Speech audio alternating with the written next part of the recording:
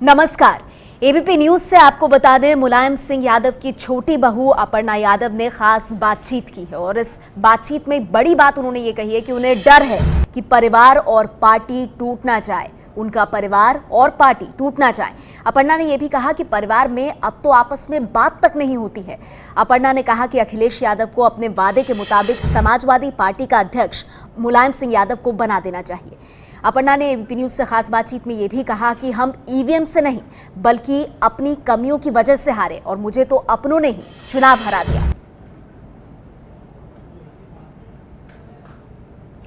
मुलायम सिंह यादव की छोटी बहू अपर्णा यादव बेबाकी से अपनी बात रखने के लिए जानी जाती है। पहला चुनाव यूपी का विधानसभा चुनाव उन्होंने लखनऊ कैंट से लड़ा, लेकिन पहले ही चुनाव में हार गई। उसके बाद क्या चल रहा है उनके पास, उनके मन की बात जानते हैं खुद अपर्णा से। आपका पहला अटेम्प्ट था, हार गई, तो कुछ सबक सीखा होगा आपने? बहुत। मुझे लगता है हार, मैंने पहले भी बोला, हार एक चश्मे दे जाती है आपको, अपनों का, परायों का, और कुछ ऐसे लोगों का कि जिनका कोई वजूद नहीं होता मगर वो लोग होते ज़रूर हैं, उनको भी पहचानने की एक ताकत दे देते हैं। और मुझे लगता है कि इस चुनाव में मैंने बहुत कुछ सीखा है। सच में अगर किसी को भी राजनीति करनी है तो वो शायद विधानसभा के चुनाव से करना शुरू करें, और मैं तो ये कहूँगी सभासद के लेवल से शुरू करें, और भी ज़्यादा मुश्किल। राजनीति से तो मोह भंग नहीं हुआ ना आपका? नहीं, ऐसा नहीं है। नहीं। आप कह रही थी अपने और पराये, मतलब ऐसा तो नहीं हुआ कि अपने भी पराये हो गए और पराये कहीं अपने हो गए चुनाव में? कुछ तो मतलब मैं ये कहूँगी कि ये तो खैर मतलब जब समीक्षा बैठक, जब भी हमारी तरफ से तो जो जवाब मांगा गया था तो वो हमने दिया अपना, कि कुछ अपने ही पार्टी के लोगों ने मुझे हराने का प्रयास किया। उस वजह से मैं वहीं उन जगहों से हारी हूँ। अगर आप बूथ की समीक्षाएं देखें, उन्हीं जगहों से हारी हूँ जहाँ पर हमारे लोग थे और भारी मात्रा में लोग थे। और वहाँ से आई थिंक नाम मैं किसी का भी नहीं लेना चाहूँगी क्योंकि it is wastage of time to try on. थोड़ा डिप्लोमेटिक नहीं, स्पिल्ट मिल्क पे अब दूध फट गया, अब क्या उस पर रोना, तो डिप्लोमेटिक नहीं है। बट हाँ, इट्स अ पॉलिटिक्स ऑफ क्या कहते हैं, डिप्लोमेसी। एंड तो मुझे लगता है कि किसी का नाम लेने से उनको मैं क्या बोलूँ, अब मुझे लगता है कि ये पूरा चुनाव was a learning experience for me. और ये देख लिया कि भारतीय राजनीति कैसे होती है, क्योंकि मुझे सबसे मुश्किल सीट दी गई जो कभी नहीं जीती गई थी। और वहाँ पे कोई काडर नहीं था सपा का, सपा के वोट बैंक भी नहीं है वहाँ पे। 7-8 हज़ार जो है यादव जो कह सकते हैं आप वो हैं, और कुछ मुसलमान हैं उसमें, जो ऐसा माना जाता है कि ट्रेडिशनल वोट बैंक है समाजवादी पार्टी का। तो वहाँ पे ये सारी चीज़ें भी थी, कास्ट का कॉम्बिनेशन भी अलग है। और मोदी लहर भी थी, मोदी लहर तो थी उनके, तो काफ़ी उन्होंने बहुत एग्रेसिव कैंपेनिंग भी करी थी। अच्छा, पूरे यूपी में। एक बात बताइए कि ईवीएम की वजह से तो नहीं हार गई आप? देखिए, मैंने पहले भी कहा, आज मैं फिर कहती हूँ आपसे कि सुप्रीम कोर्ट में ये मामला जो है ये चल रहा है। जब बहन जी ने और भैया ने, ये दोनों लोगों ने बात कही, और बहुत से लोगों को इस पे भाई शक भी हुआ, जो ऐसे लोग भी थे, और उन्हीं की आवाज़ शायद सुप्रीम कोर्ट में है। मैं ये कहूँगी कि ईवीएम तो तब भी था जब नेताजी ने पूर्ण बहुमत की सरकार बनाई, समाजवादी पार्टी की जो पिछला सरकार थी 2012, जिसमें भैया मुख्यमंत्री बने, और बहन जी ने भी, मायावती जी ने भी 2007 में ईवीएम ही था उस समय। और 2014 में जो 5 हमारे सांसद जीते लोकसभा के चुनाव में, तब भी ईवीएम ही था। तो अगर सुप्रीम कोर्ट में ये मामला चल रहा है और न्यायिक जो प्रक्रिया है उसके तहत अगर ईवीएम में कुछ खुरापेच करके अगर गड़बड़ी करी जा सकती है, तो भाई ये चुनाव रद्द होने चाहिए। फिर आप सब ईवीएम को क्यों कोस रही हैं? नहीं, मैं नहीं कोस रही हूँ। मैंने तो अपना, मुझे पता है कि मैं अपनों की वजह से हारी हूँ और मुझे हराया गया है जानबूझकर। तो मुझे ये पता है, ये पूरी बात, इसमें मुझे कोई संकोच नहीं है। मैंने ईवीएम पे कभी दोषारोपण किया नहीं, और मैंने ये जरूर कहा है कि अगर बड़े लोग कह रहे हैं ऐसा, पार्टियों के जो सुप्रीमोज हैं वो कह रहे हैं ये बात कि ईवीएम की वजह से हम लोग हार गए, या ईवीएम में गड़बड़ी हुई, या ईवीएम में कुछ ऐसी कुरापेच करी जा सकती है कि जिसकी वजह से हम लोग हार गए, तो मुझे लगता है अगर ये सुप्रीम कोर्ट इस पे फैसला दे, इस पे टिप्पणी करे, तो अपर्णा यादव भी मानने को तैयार है। बिकॉज मेरे पास कोई रॉ तो है नहीं, या मेरे पास CIA तो है नहीं, या मेरे पास कोई ऐसी इंटेलिजेंस अभी आप कह रहे थे ना पार्टी सुप्रीमो की बात, पार्टी सुप्रीमोज जो है भाई, हाँ। BSP सुप्रीमोज हैं। अच्छा, तो सपा में भी तो सुप्रीमो है अखिलेश जी जी, बिल्कुल। तो आप क्या चाहती हैं कि वही सुप्रीमो बने रहे हैं क्या, कि नेताजी जैसा शिवपाल जी भी डिमांड करते हैं, आप भी कह रही हैं, सब लोग बोल देखिए, रहे हैं। मैं तो नाइदर कमेंट किया, मैंने नाइदर सजेशन दिया है। भाई साहब सुप्रीमो हैं और वो हमारे लिए भी उतनी सुप्रीमो हैं, क्योंकि भाई हमारी पार्टी के वरिष्ठ नेता हैं वो, और इस समय राष्ट्रीय अध्यक्ष पद पर है। मैंने तो सजेशन भी नहीं दिया, ना कमेंट किया इस बात पे। हाँ, मुझसे जब जैसे आपने पूछा, वैसे ही मुझे 2 पत्रकारों ने पूछा इस बारे में, तो मैंने ये जरूर कहा कि भाई भैया ने ही कहा था, मैंने नहीं कहा है, या अपर्णा यादव नहीं कह रही है, या कोई और नहीं कह रहा है, मैंने नहीं कहा, ये भैया ने खुद कहा था कि 3 महीने हो जाए, उसके बाद मैं पद अपना नेताजी को दे दूंगा। तो भाई वो हमेशा से जो कहते आए हैं, खुद कहा है उन्होंने, कितनी आप दर्जनों स्पीचेस उठा लीजिए भाई साहब, पर वो तो मना कर दी। नहीं भैया की आप स्पीच उठाइए। हाँ, तो वही भैया ने तो झांसी में कहा कि नहीं, हमें अधिवेशन में बनाया गया, मैं कैसे छोड़ दूंगा। अब भैया अगर अपनी बात से पलट गए हैं तो ये तो मतलब अब भैया ही जान सकते हैं, ये टिप्पणी उनसे पूछिए उन्होंने ऐसा क्यों कहा। क्योंकि जहां तक मुझे पता है, जो भी वो एज चीफ मिनिस्टर, पूर्व चीफ मिनिस्टर बोलते थे कि मैं जो कहता हूं मैं वो करता हूं। He is been a man of his words. मतलब उन्होंने कहा हम इतना बेरोजगारी भत्ता इतने से इतना कर देंगे, हम बुनकरों को इतना कर्ज माफ कर देंगे, हम समाजवादी पेंशन इतने से इतने बढ़ा देंगे। तो और हमने एक्सप्रेस वे और जो भी उनकी जो उपलब्धियां थी एज मुख्यमंत्री ऑफ समाजवादी पार्टी की सरकार के तहत, तो मुझे लगता है कि उन्होंने तो वही कहा। अब पता नहीं अगर वो मुकर गए हैं तो ये बात उन्हीं से। तो जब वो मुकर गए तो क्या माना जाए कि चैप्टर क्लोज हो गया, या गोले दगेंगे? क्योंकि शिवपाल जी भी बोल रहे हैं, नेताजी ने तो खुद मैनपुरी में कह दिया ये बात। नेताजी का सम्मान तो है ही इस पे, स्टेक पे, इसमें कोई 2 राय नहीं है। और मुझे लगता है भाई साहब ने शायद बात करी होगी माननीय नेताजी से, जो भी है भाई, ये पिता पुत्र के बीच की बात है। और पार्टी का जहाँ तक भविष्य है वहाँ तक अगर इस तरीके की टिप्पणियाँ बड़े लोगों से आ रही हैं तो मुझे लगता है कि फिर से विचार करने का एक मुद्दा है ये। क्या विचार किया जाए कि राष्ट्रीय अध्यक्षता मतलब किस प्रकार से दी जाए या ली जाए, या जो भी है इस पूरे प्रकरण पर मुझे लगता है बड़े लोगों को बैठना चाहिए। मैं तो बहुत छोटी हूँ इसके लिए। पर आपकी भी राय रखती, परिवार में आप भी हैं। मेरी जितनी राय थी और जितना मुझे राय अपनी देनी चाहिए थी या मुझसे मांगी गई उतनी मैंने दे दी है। My job is over. अगर फ्यूचर में मुझसे पूछा जाएगा तो मैं ज़रूर अपनी राय रखूंगी। नेताजी ने कह दिया अभी करहल में कि मेरी सबसे बड़ी भूल थी कि अखिलेश को मैंने 2012 में मुख्यमंत्री बना दिया। आप भी सहमत हैं?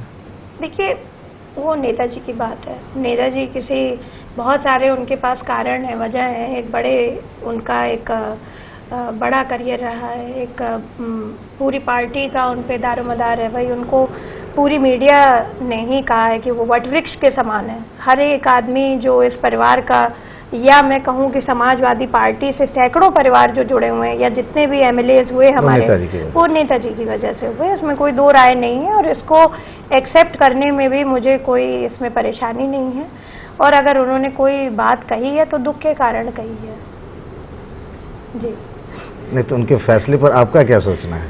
भाई वो दुखी है इस समय। एक पिता होने की हैसियत से कोई भी आदमी दुखी होगा।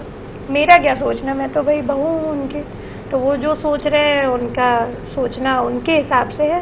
मैं उनके दिमाग में नहीं बैठी हूँ या किसी और के दिमाग में मैं अपनी राय दे सकती हूँ कि भाई उनका सोचना एक पिता के हैसियत से उनको दुख हुआ इस बात से। आपको भी लगता है कि कांग्रेस से समझौता ना होता तो बेहतर था?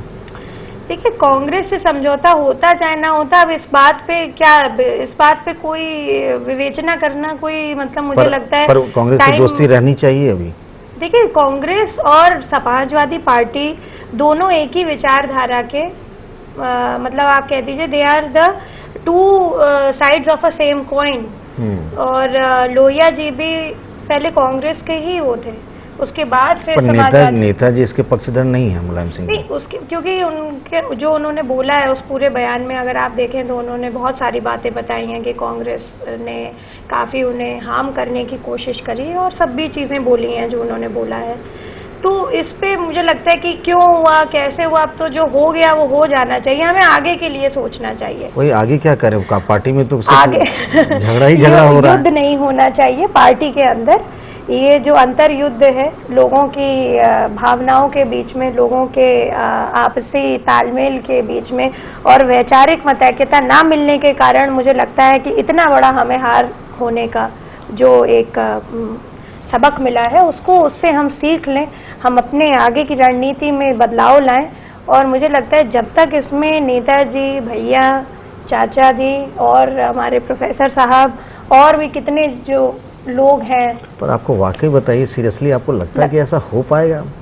क्योंकि रोज जिस तरह के बयान आ रहे हैं, कोई किसी को शतनी कह रहा है, कोई किसी को कुछ कह रहा है। एज अ बहू मैं हमेशा यही प्रार्थना करती हूँ कि अच्छा ही हो इस परिवार के लिए।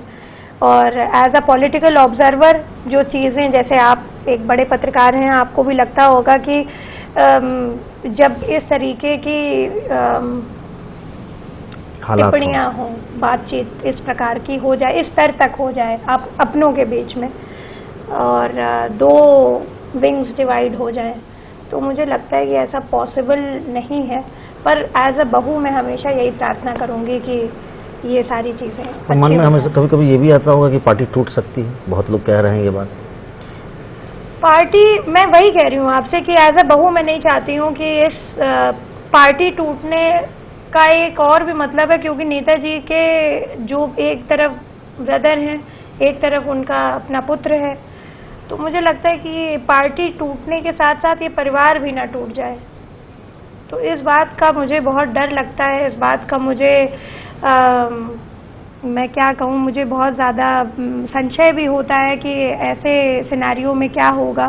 और सैकड़ों लोग जो समाजवाद का झंडा आज भी लिए घूम रहे हैं, उनके लिए मुझे बहुत एक खौफ लगता है। आप लोग जब आपस में बैठते हैं, मान लीजिए नेताजी हैं, अखिलेश यादव हैं, आप लोगों का परिवार है, तो इस चीज़ पे कभी बातचीत होकर ख़त्म करने की बात हुई नहीं क्या कभी? देखिए, इलेक्शंस के बाद तो कुछ ऐसी स्थितियां हो गई हैं कि साथ में बैठना मुनासिब नहीं हो पाया, मुमकिन नहीं हो पाया। मुझे लगता है हमने बहुत प्रयास किया, मगर अगर हमारे बड़े नहीं चाहते हैं तो फिर ज़्यादा मुझे लगता है कि नहीं जाया जा सकता है।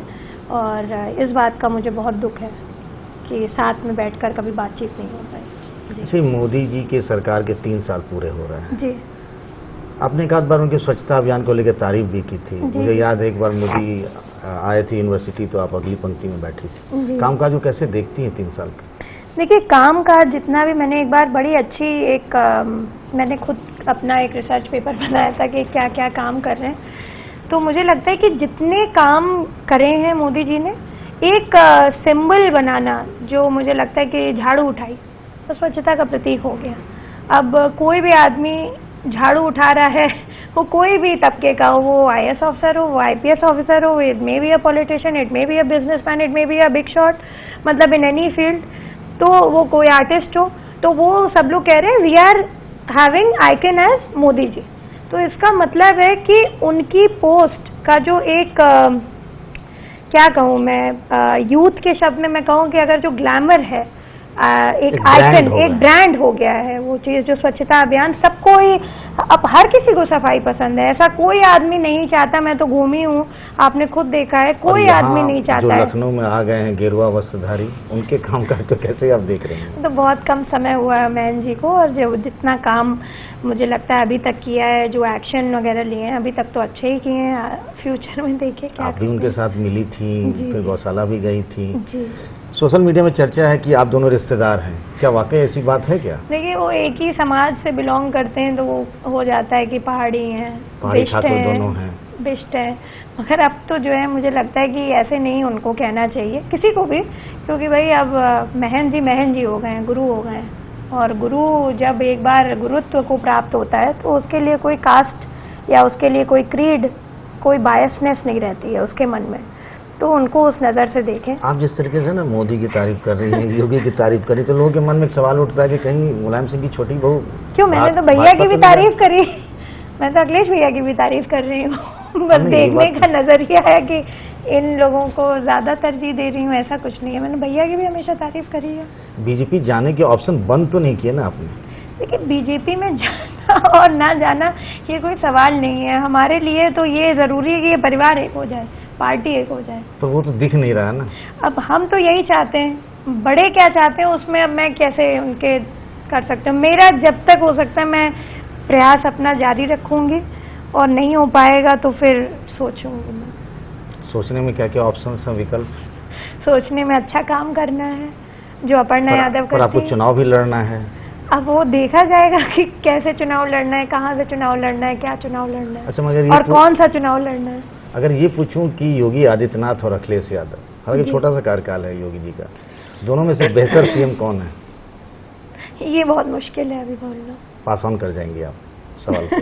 पास ऑन की बात नहीं, बहुत मुश्किल है, क्योंकि उनके 5 साल हैं और अभी बहन जी के 1.5 हाँ, 2 महीने होंगे। 2 मंथ्स हुए हैं, तो 5 years to 2 months is not a good comparison। मतलब और अगर कहूँ कि अखिलेश यादव और शिवपाल यादव, किनके आप ज्यादा करीब हैं? दोनों के, चाचा जी और भैया दोनों लोगों के। बट वही चीज़ है कि बात नहीं हो पाई भैया से मेरी। कितने वक्त से? चुनाव के बाद से। चुनाव के बाद से बात ही नहीं हो पाई? बात नहीं हो पाई। मैंने काफ़ी प्रयास किया कि मैं बात कर लूँ, मुझे लगता है बहुत व्यस्त है वो। और नेताजी से बात हुई पार्टी के मसलों पे? नेताजी से बात होती है। क्या नेताजी अलग पार्टी बनाने का मन बना रहे हैं क्या?